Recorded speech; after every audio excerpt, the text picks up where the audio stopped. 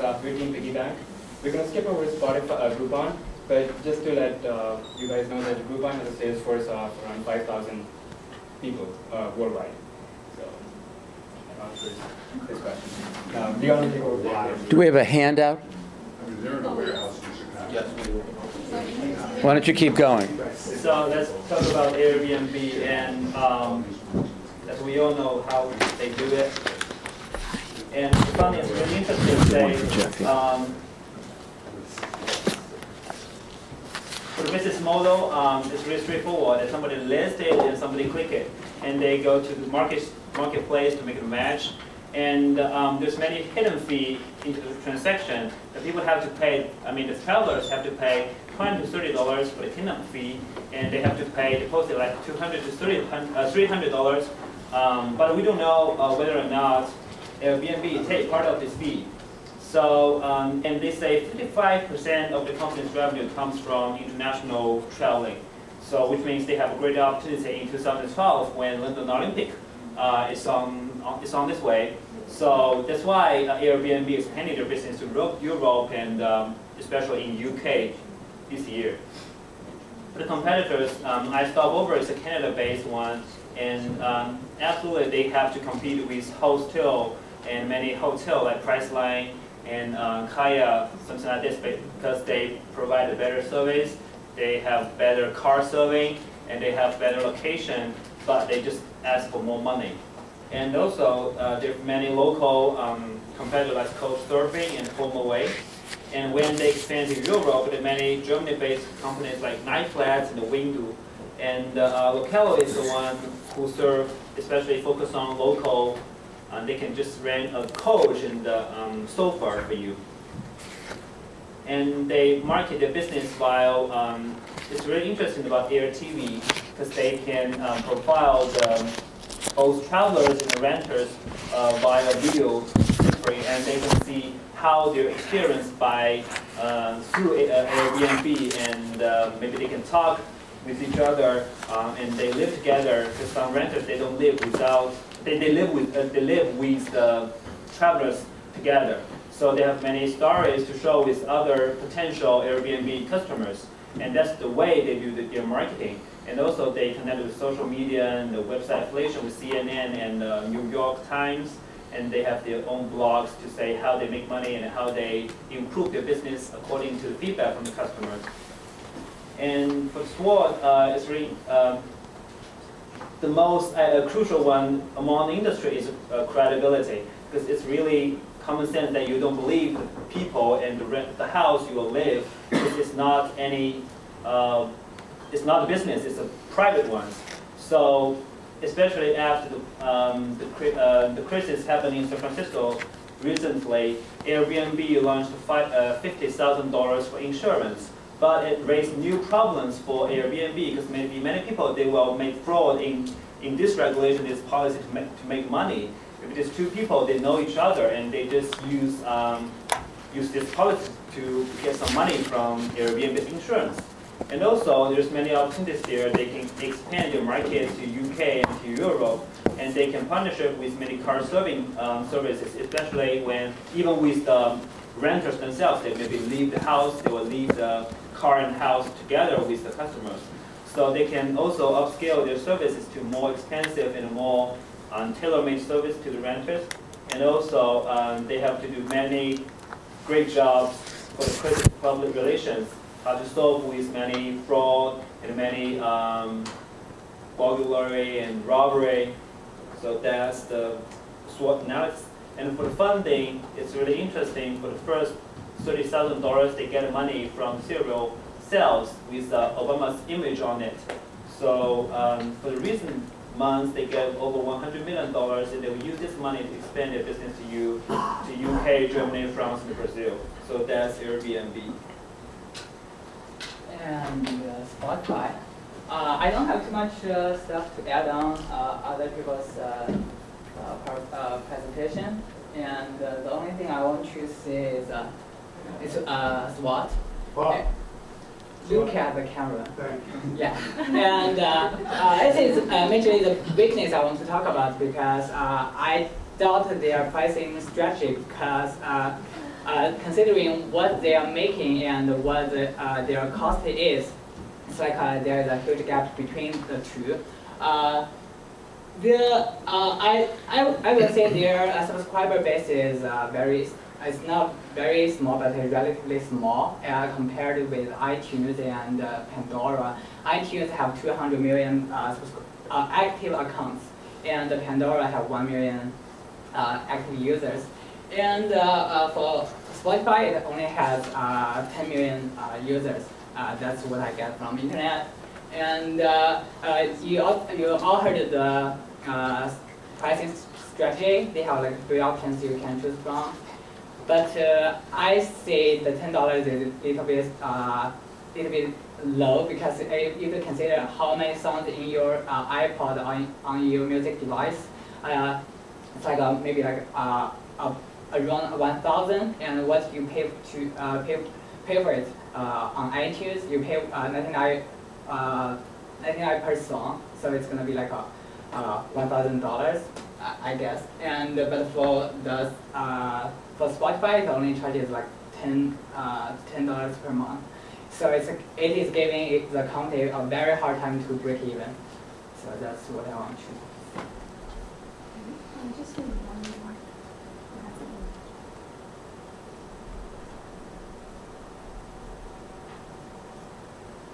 Okay.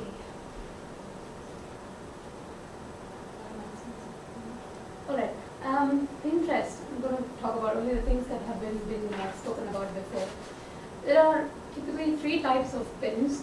One that just catches your great ideas that you can repin to your wall, and just to let people know these are your interests, so that if they are interested, they can also pin it on their walls, stuff like that.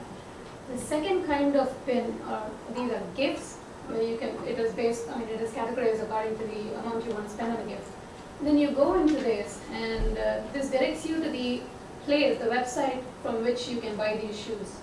So this is one way how Pinterest could make the revenue. The other kind of pin is some brands like Banana.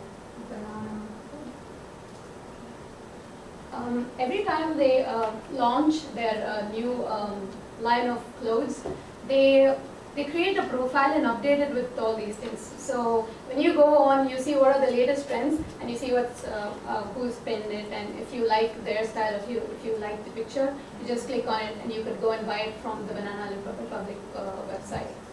So this is another method by which Pinterest could make the revenue. The other thing,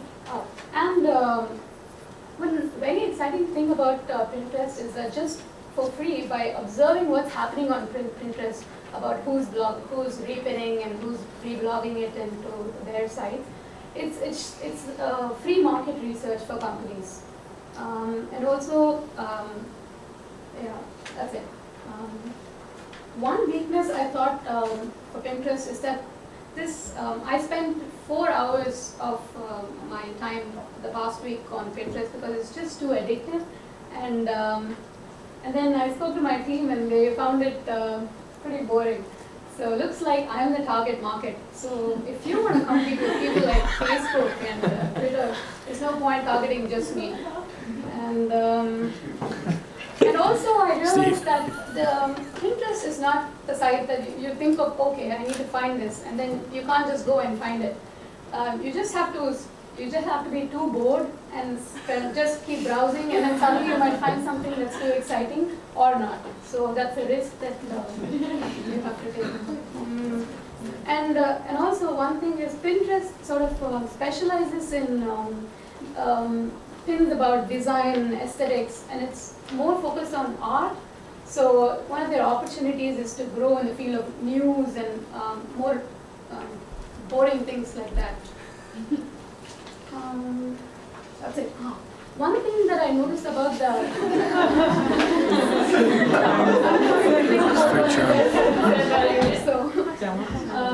one thing about the management of Pinterest is they have 10 people in their team, of which three co-founders, and all of these people seem to have a very solid background. There are many people who have worked previously in Apple, Google, and Facebook.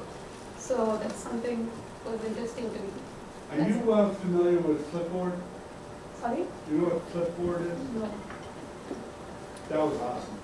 I mean, I just learned about it. I think, go take a look at Flipboard. Okay. Flipboard is a visual representation of kind of news and top stories. But right when you said that, I could see Pinterest adding news as a category in a Flipboard type of place. And I didn't know that about the, the merchandising, but that's good for you. That's awesome. That's the best Pinterest one yet. Just to finish up, Good quit when you already have it. well, there's a couple of information on social graphs that we still haven't touched upon. There are actually two different types of social graphs, implicit and explicit. Looking at a Facebook social graph of Quran, these black lines represent people that he's friends with, and the lighter lines represent people, other connections. This is an explicit type of social graph. An implicit type of social graph, which is actually more valuable, the darker lines will represent more than just being friends, but actually the strength of interactions and connections and the amount that you connect with people, and the lighter lines would represent just being friends. So there's more information and value in those type of graphs.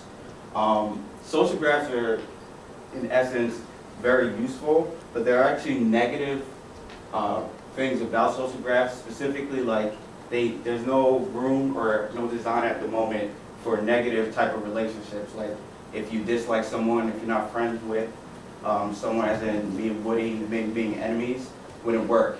They don't have things such as like ex-girlfriend or ex-boyfriend. And then there are also issues with definitions.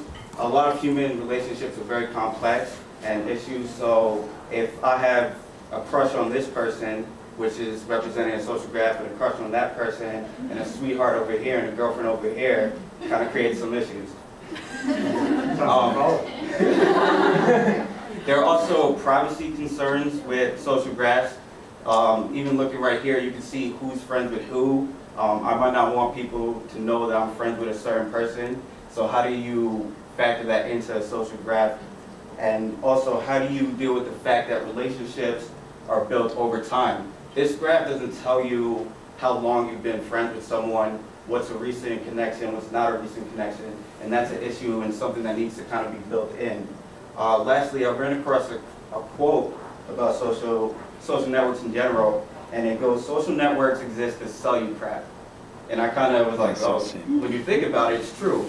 And social graphs are used by Facebook and LinkedIn and Google Plus to monetize. And there are different ways, because these graphs, especially implicit type of graphs, contain a lot of information on people, their ages, their shopping behaviors, interests.